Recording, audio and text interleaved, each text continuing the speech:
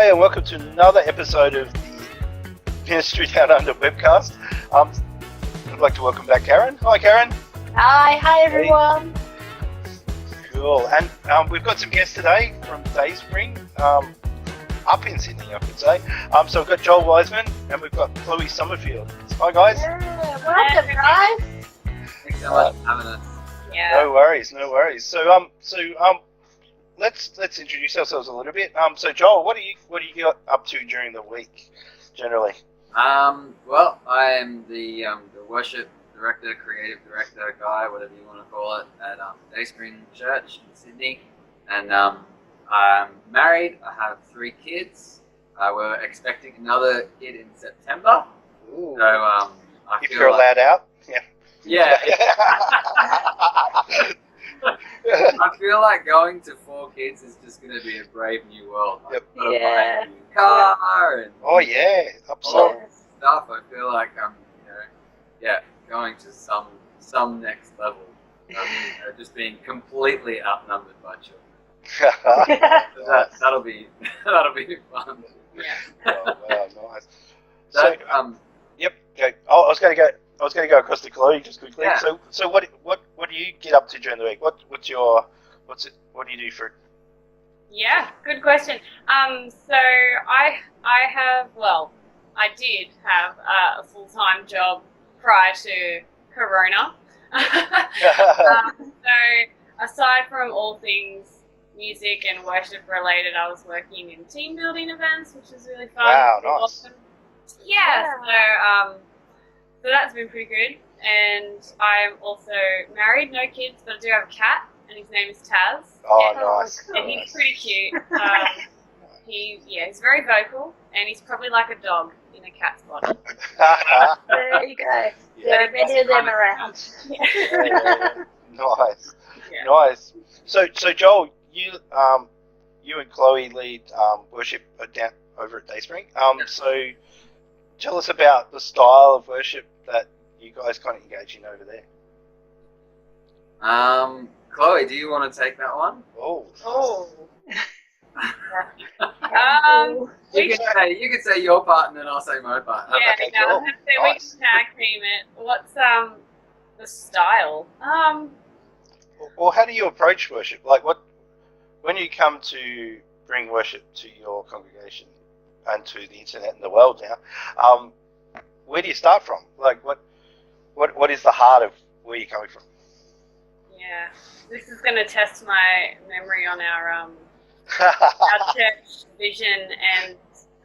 But honestly, what I was going to say is our primary purpose is always to lead people into an encounter with Jesus.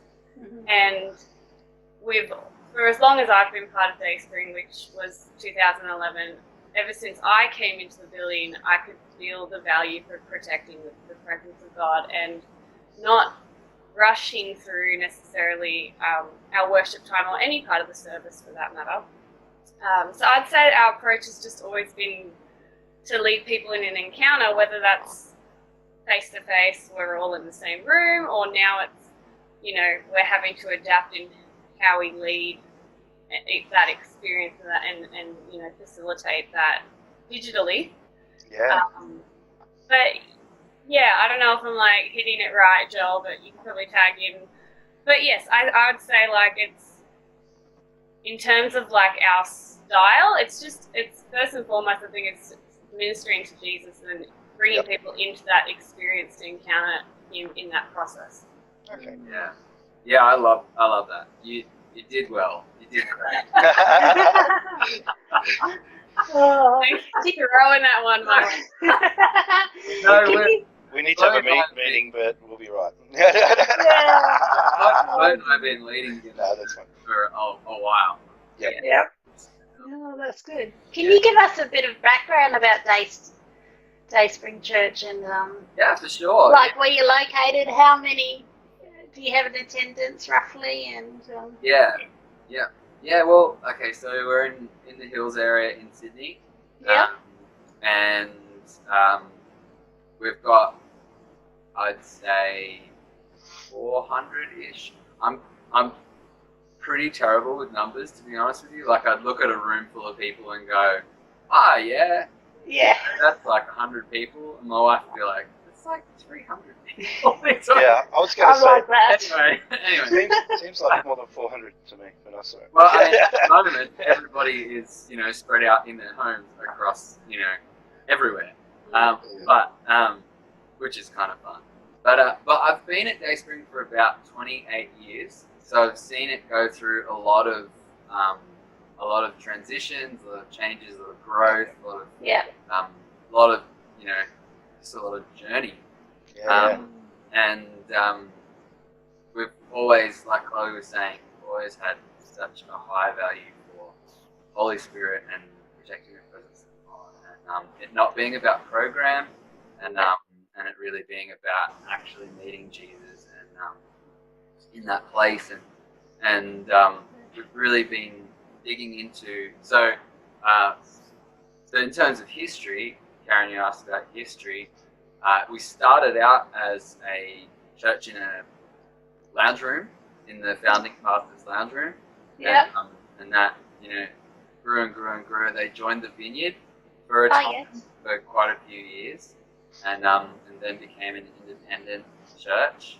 And now the senior pastors, David and Narelle Crabtree, are living in the States, in Colorado, and they're doing, you know, sort of itinerant teaching and that sort of stuff around the States. And we have an amazing pastors now. David and Narelle are also.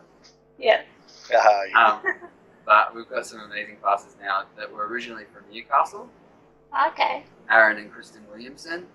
And it's been an amazing, beautiful, honestly, I'm trying to get them to write a book about the transition process, because it was just so well done, like just so beautiful, so honouring of David and Narelle. Like Aaron and Kristen said, okay, so we're now the senior pastors, but the first thing that we're going to do, or like it was like 3 years, I think, is what were the things that David and Narelle had on their heart that they didn't get time to see fulfilled, and let's do that, and then figure out what the church looks like under our leadership. And so we're now just in that next phase of they actually did see those things come to fruition, and now we're in, you know, what does it look like under their leadership. And the thing that they're really pressing in for is this idea that revival looks like family. It doesn't look like conferences. It doesn't look like, you know, protracted meetings. While that maybe that's part of it, and it's definitely been part of revival history for sure. But here and now, we really believe that revival looks like family, and you know, and we're feeling it, especially now, being all in our own homes. You know, like we have a night, like a going deeper worship night, where it's just stripped back, acoustic sort of style, and it really digs into kind of the intercessory space, and it's beautiful because now we're streaming it into people's lounge rooms, and there's this sense of like we're worshiping in our neighborhood, and we're praying for the houses that are literally to our left and right. It's not like, you know, it's not like we're gone to church and we're like, hey, let's pray for this suburb or that suburb, or well, that's great, and you know, obviously not discounting any of that. It's all awesome, but there's just something, I don't know, it's just something special about, you know, hey, let's pray for our literal neighbors right now. That's great. So when do you stream them on? Is there a particular night, or the first Sunday night of the month we do those nights, and then I'm going to write that in my diary. Yeah. We'll put some links below as well, so everyone else can jump in. Yeah. Cool. If you're streaming. And the Sunday service is 9:30 on a Sunday. Cool.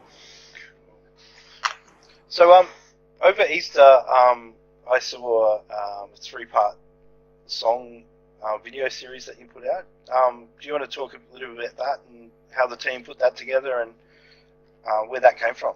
Yeah, for sure. I'll start, and Chloe, you Cool. can jump in on anything I've missed. Sure. Yeah, so it started out as getting the team together, and we're like, we really want to celebrate Easter because it's celebrating the death and resurrection of Jesus, and while Christmas seems to get a lot of press, largely probably because people are trying to make money from it, like, let's be honest. Whereas, the death and resurrection of Jesus is everything. Obviously, coming to earth is a really big deal. But him dying for us and raising again and bringing us into his resurrection is, it's the cornerstone of our Christian faith. And so we're like, what do we want? How could we celebrate it? And we got around my dining room table and threw a few ideas around it. And what we ended up with was like, what if we did a cohesive piece that spanned from Jesus' death to his resurrection, from Good Friday, Holy Saturday to Resurrection Sunday, and make them three separate kind of movements that like go across the journey. And we were like, that sounds like a really cool idea, and we've only got 2 months to make it happen. Nice. But kudos to our team. Like, we actually pulled it off, and yeah, I'm super proud of our team because we actually, the first project that we were actually able to do everything in house except for mastering. We sent it to Sweden to get mastered, but everything else, the production and the writing, everything done by our team. So I'm proud dad moment. And that's a collaboration of staff and volunteers and all sorts of people. Yeah, predominantly volunteers. Yeah. That's fantastic. So the three parts of the three movements of the piece. Can you talk to some of those? Chloe, do you want to have Yeah, sure. So we've titled them three movements. Movement 1 is the sacrifice, movement 2 is the waiting, and movement 3 is victory. And so I think Joel can probably talk more into the production of it because I wasn't part of creating the music, but we really wanted to capture the emotion of each day as well, because I know we talk about the resurrection and often over Resurrection Sunday and our Easter programs across churches everywhere. A lot of the time the story is all intertwined into one song, and I think some of the challenge was, okay, how do we talk about the sacrifice on day one without it sounding too heavy or because it was huge, like the weight that Jesus was feeling before he was about to be handed over, and we're like, we want to go there. We want people to feel that weight, that he was literally carrying the weight of sin of the world, but we don't want it to sound really like depressing either. And so I think the guys, Sam Hornshaw and Josh Field, who are also part of it, like, they did an incredible job of acknowledging the weight of each movement in the piece, but still everything has a thread of hope and excitement, because I think really the death and resurrection of Jesus is an evergreen subject. I think that's the whole reason why we have salvation. It's the whole reason in our communion with God. So we can never really get tired of giving it airspace, really. Yeah, that's true. I think that was I'd say one of the fun and challenging parts is giving weight to each movement in the piece. Did you want to add anything, Joel? Or? Yeah, so movement 2, I was talking to Dan Karox from C3 Oxford Falls about the concept, and he was like, oh, that's a really cool concept. He's like, what do you do with Saturday? That's like the awkward middle day where nothing was happening. Yeah, the middle child. Yeah. It's different too, because I guess we as a church have predominantly only done worship songs or congregational songs, so this was a really new space that we entered into in terms of it being instrumental and really experimental. Yeah. So we decided to make the second movement an instrumental movement because it was like, how can we communicate waiting? Yeah. And we thought, the best way to do that was without words. And Nice. it's kind of, it's the thing that I think is beautiful about music is people bring their own story and their own history with God to listening to it, and particularly with an instrumental piece, that's definitely going to happen, which I think is awesome. And so I'm more sharing, I guess, my perspective of what I think the narrative of the second movement is, because I think everyone's going to bring their own perspective to it. But for me, it's kind of like Jesus' perspective of the waiting, because it starts out pretty kind of forlorn and really, it's kind of like our hero has just died. So it sort of starts from our perspective, but then it starts to move and grow in intensity and that sort of thing. And it's kind of the sense that I get is like what was happening, in the spirit as Jesus was doing all the stuff that Scripture sort of hints at. That, like it says that he went down to hell and he led captives in his train and all this kind of stuff. We don't really have very clear pictures of what that looked like or what was going on there, and so I just kind of picture this. There's all this like activity going on, and then at the end of the movement, it's kind of like I know that he was in a tomb, he wasn't underground, but the kind of mental image. I know what you're going to say. Like bursts out of the ground, kind of, sort of thing. Like the tomb opens and he like comes out, and then we're into the third movement, which is all about like that he is resurrected and that he's the Lamb that was slain, and yeah. Cool. Sounds good. So each of the movements, the three movements, were they put together by three different sort of groups of people? Because they are three stylistically different pieces. So So we have a group of about 10 songwriters at Dayspring nice. now. Yeah, we've been developing that songwriting culture for a few years now, and I really wanted to throw it out to the whole crew, like, hey, here's this concept. We've only got 2 months. Go, And so there was a whole bunch of different ideas thrown around, and something that I love about the songwriting culture that we have is there's a real freedom to go into, like, some people call it open mode. We call it creator space versus editor space. Sort of creator space is like anything goes. You're pushing boundaries. You're exploring stuff. You're not. No one is saying no to any ideas. It's all of the like green light, and kind of a space. Like that's cool, and that sort of makes me think of blah blah blah, and that bad idea.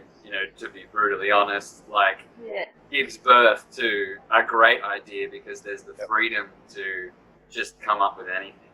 And then the editor mode is where you do actually evaluate the value of the idea and, is that even going to work? And so something I love is we've really kind of developed those two spaces, who are like, the editor never crashes the creator party, and it's not the creator's job to dream and scheme when the editor's like chopping stuff off and optimizing and all that kind of stuff. But once the editor has done that, and he's like, okay, I've gone as far as I can go.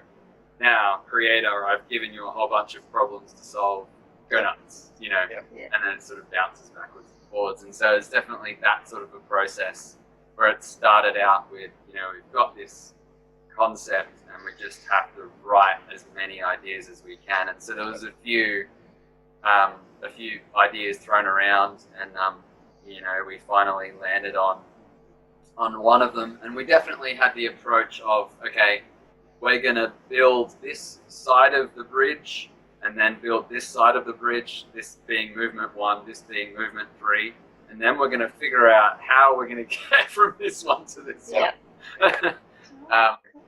But the writing really of Movement 3, I wrote all the lyrics for it, and I sang on that one, and we recorded the lyrics on, I forget what day it was, let's just call it Friday, and then we entered the mix space on Saturday, and then at that stage, verse 1 was the same as verse 2, like it was just repeated, and when we were mixing, I was like, no, it needs, it's worthy of a second chorus, like it needs to be more of the story told, and so I was like, all right, Jesus, please, I basically, you have to, and it's a partnership, right? It's not, I don't believe that God just sort of goes, any good idea that has ever been had is just God just dumping it on someone. I think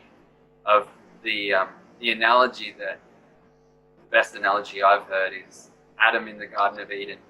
God made everything, but he wanted Adam to name the animal because he wanted it to be part of the creative process.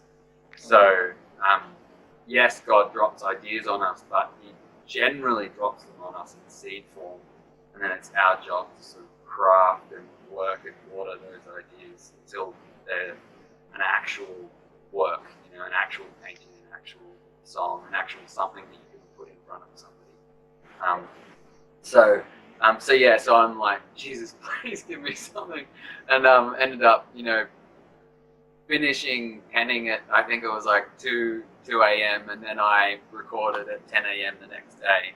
So it was something refreshing and beautiful about being that dependent, because like the deadline was coming, and it was like, if you don't give it to me, then I'm not going to be recording it. So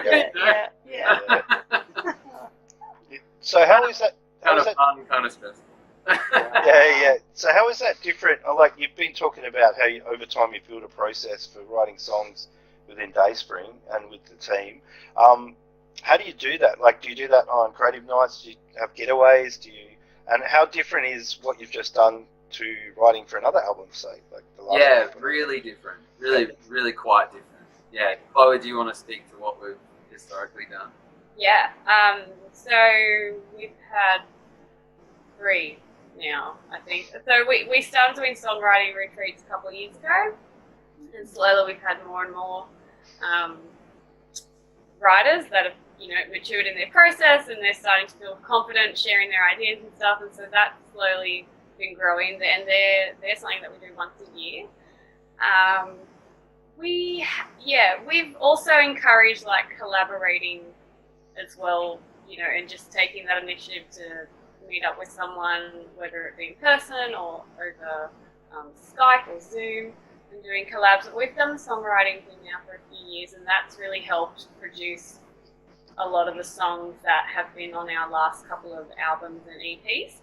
Yep. This project was very different from the sense that we didn't have the content yet, but we're like, this is what we want to do, this is what we feel God is on, now we need to create it. So we've never ever done that before until now, and I think it was just awesome to see that this is also a strength that we have.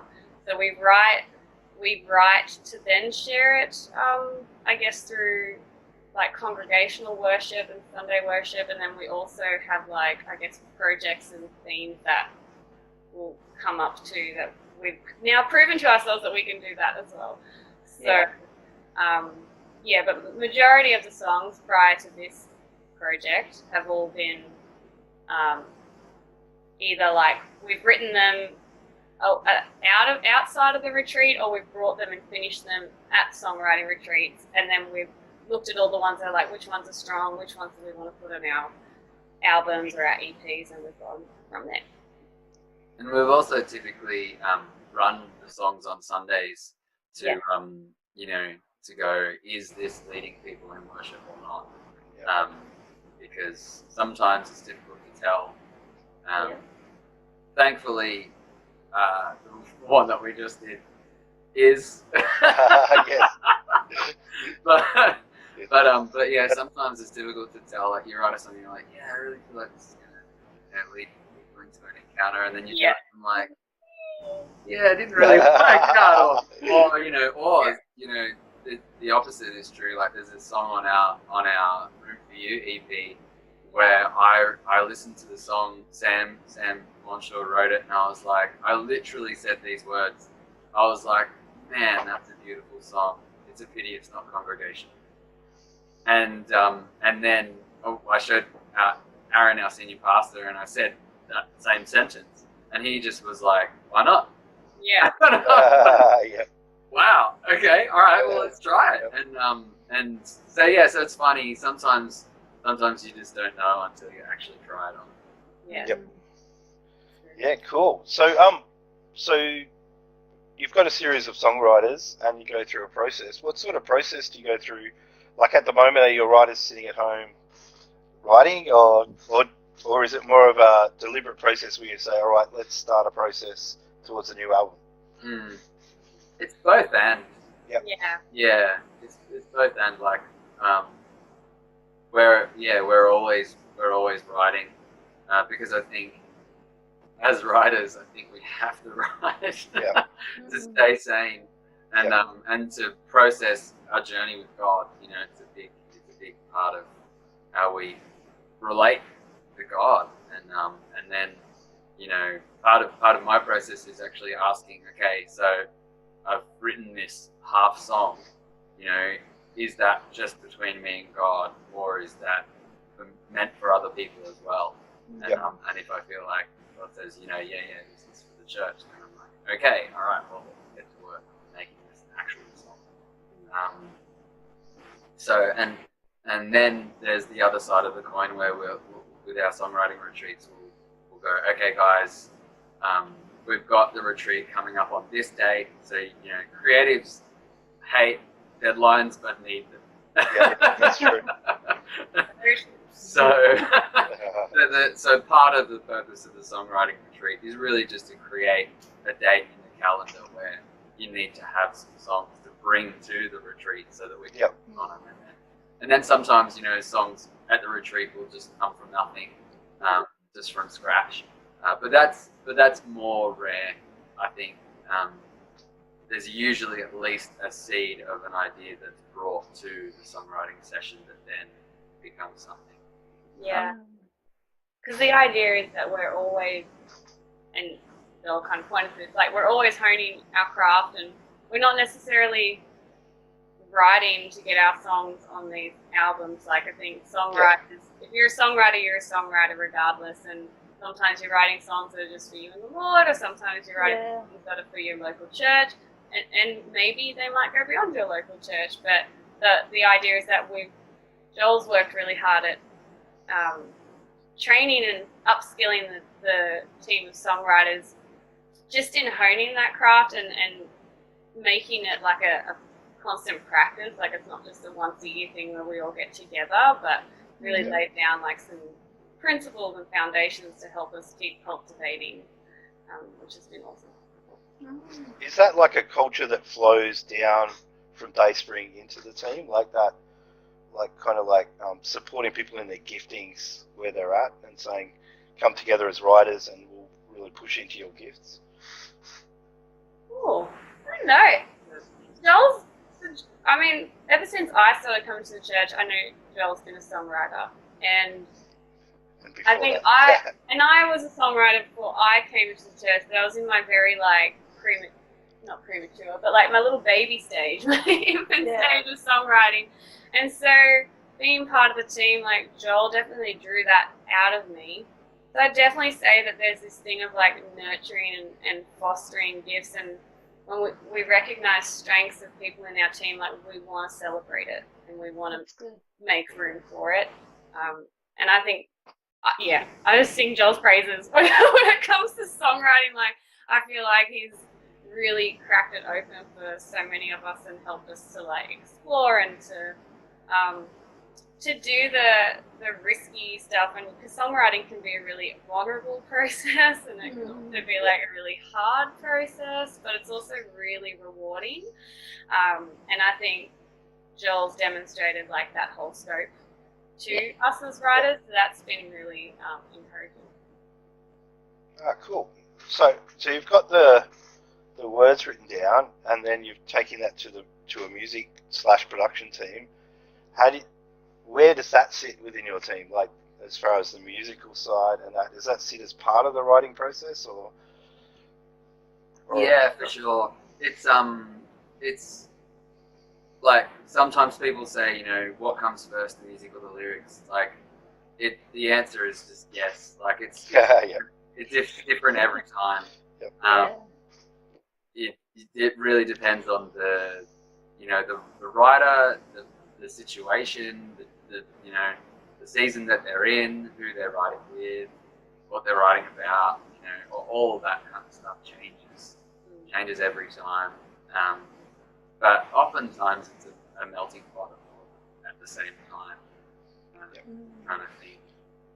Yeah. So it could be a journey of, like, even a musician's journey of a sound they've got in their, like, private kind of practice or worship time, and they're bringing that to the team, and you're embracing that. Yeah. Coming back to what you were saying before, Chris, something in terms of celebrating people's gifts and that sort of thing. I guess the language that I'd give to it is celebrating the unique thing that God has on different people's lives, in terms of, so both Chloe and I had the opportunity the best analogy that I can give for this is, Chloe and I both had the opportunity to go to Bethel's songwriting retreat, and over there was, I don't know, it's like 600 people who applied and only 30 people got in. It was a massive honor, in like a small room with, your Brian and Jen Johnsons and your Stephanie Gretzingers and your Jeremy Riddles and all these amazing people that we greatly love and respect. Yeah. And being able to actually have conversations with them and see them interact with each other. Yeah. And one of the things that I really picked up from that and has been, I think, if I've heard people describe Dayspring as Bethel in Australia. So, like, if you kind of never have done that. If you know the Bethel culture, then obviously we're a different church. So you wouldn't walk into Dayspring and go, "Oh, it's Bethel in America, not just in Australia." It's different people. It is a different culture, but it's kind of like, if you were going to try and say this is like that, people have often that.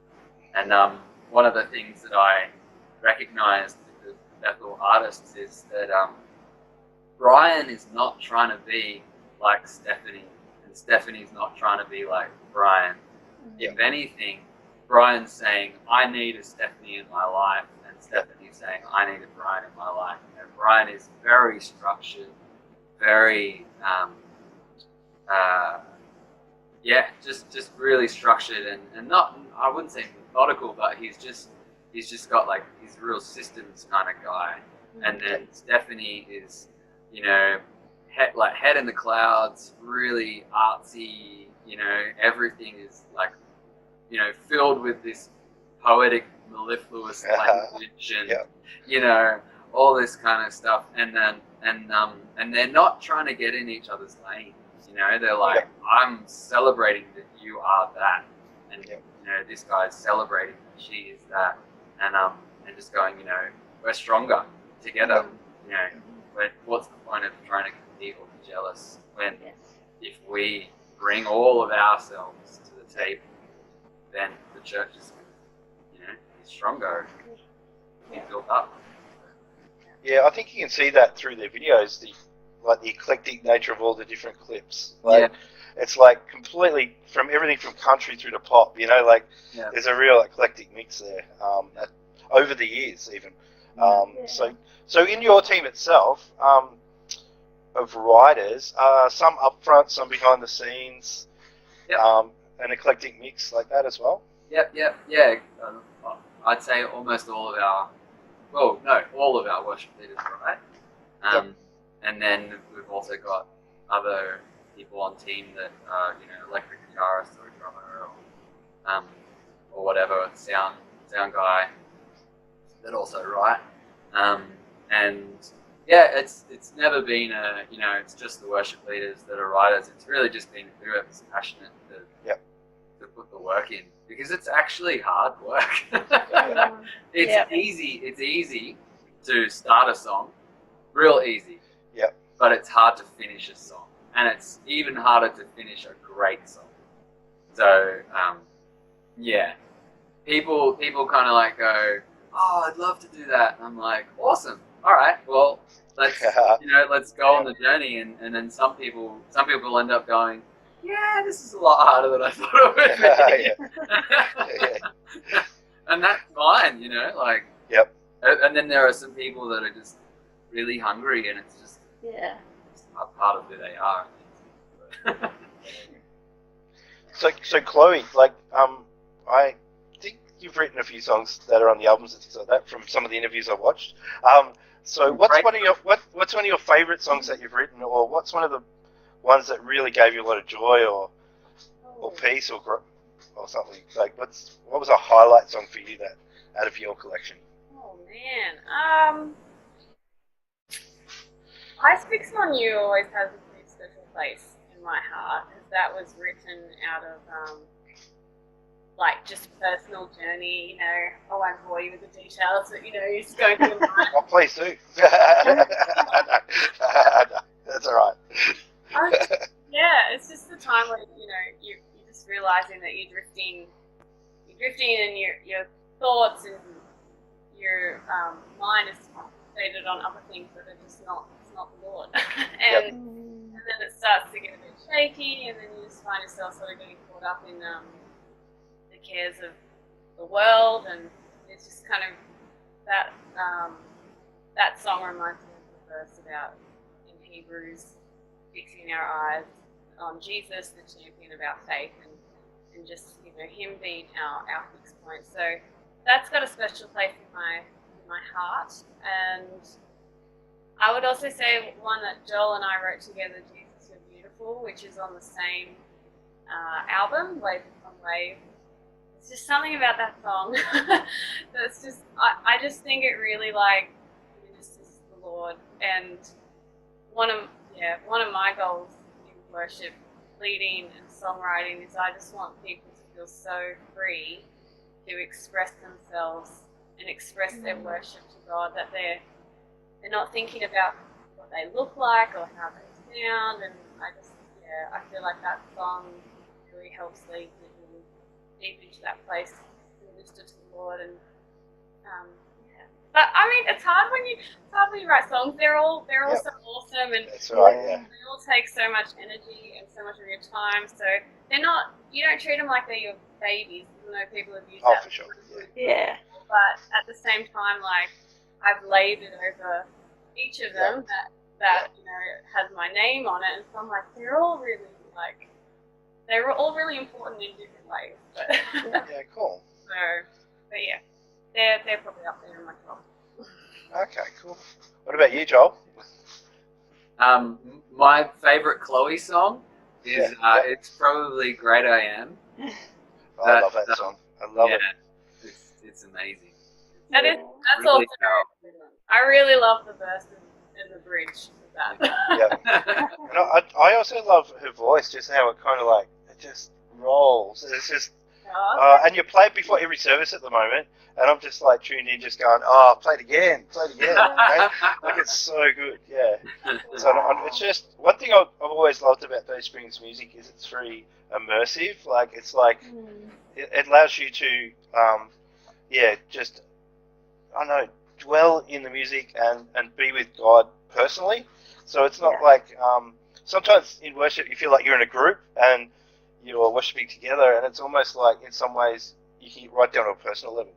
And I'm like, that's one thing I love about that, is because it brings God's grace back to me to fill me up again, and then I can go again, and that's one thing I love about worship and music in the Christian space especially, is that I can do that. And quite often I'm a computer programmer, so, and I'm a bit artistic, but I love to play tunes in the background just to, as I'm programming, and it just renews my mind, and I'm able to just glide through my code. So it's I love that, especially about Dayspring. Like Dayspring, and I think even a bit, I think you could say even a bit Bethel, but with Dayspring, I've got a connection because like I used to go there like 15 years ago as well, so I've got that connection with the grace and teaching of David Norell as well. So so how much does that teaching that comes from the leadership? How much of that ends up in songs, like in a timely way, so to speak? So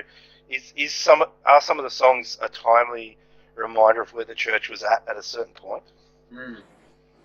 Yeah.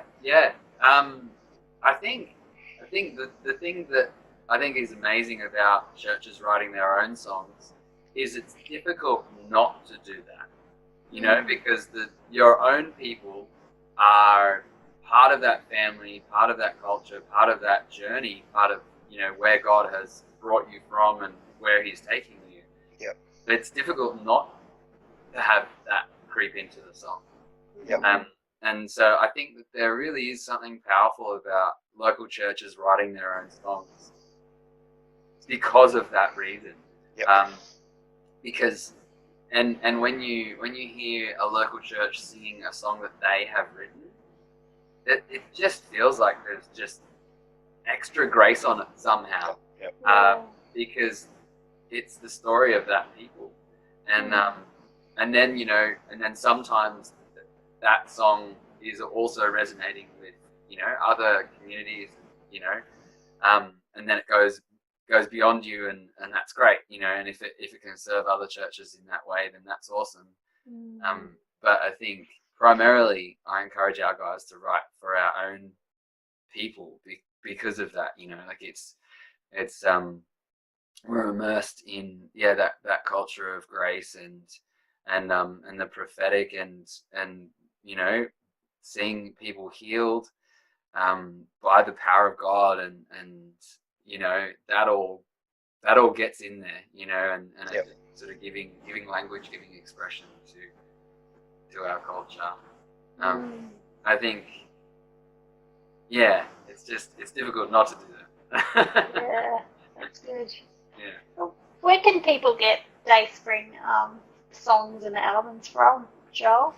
Yeah, so in the digital age that we're in, it's kind of just wherever music is sold, Apple Music, Spotify, all those platforms. If you go to dayspringworship.com.au, that has the links to the YouTube videos and all of the different platforms that you can find the music at, and links to socials so that you can connect with us. Cool. Well, that's great. I was just thinking, if other churches are looking to write their own songs, you're just talking about local churches writing songs, where would they start? Like, are there some resources online, or can they contact people like you to come out and do a workshop, or where would they start to pull some people together from ground zero? Yeah, well, we haven't created any like online resources yet. We were talking about that yesterday, actually. But we love coming out and doing workshops and serving churches in that way. And it's something great about being there with the people, because then you can, they can go, here's my idea, and we can give, real life feedback and that sort of thing. But yeah, we love it. Cool. Oh well, look forward to like maybe a telecast soon where you can start gathering churches together and imparting some info, maybe, or that'd be good. Yeah. Mate, I reckon that'd be like absolutely awesome for churches, because I think sometimes when you've got a gift and you've also got a concentration of people with those gifts, it's really awesome to be able to like share that with other churches so that they can explore that area too. So yeah, cool. All right, well, thanks for coming today, and we're so pleased to have you guys here and to share some of your journey, especially with the new album and the press. Yeah, no, it's great having you two along and sharing so much wisdom. I've learned so much today about Dayspring, and I look forward to many more albums that are going to come out now that everyone's in isolation, busy writing away. That's it. Yeah. 7 albums from the isolation. You've got till next week, Joel, to have them out. One a week. So thanks again, guys. Yes, guys. So appreciate your time and yeah, I love the show. It's been great. Thank you. All right. Bye for now. Bye. Bye.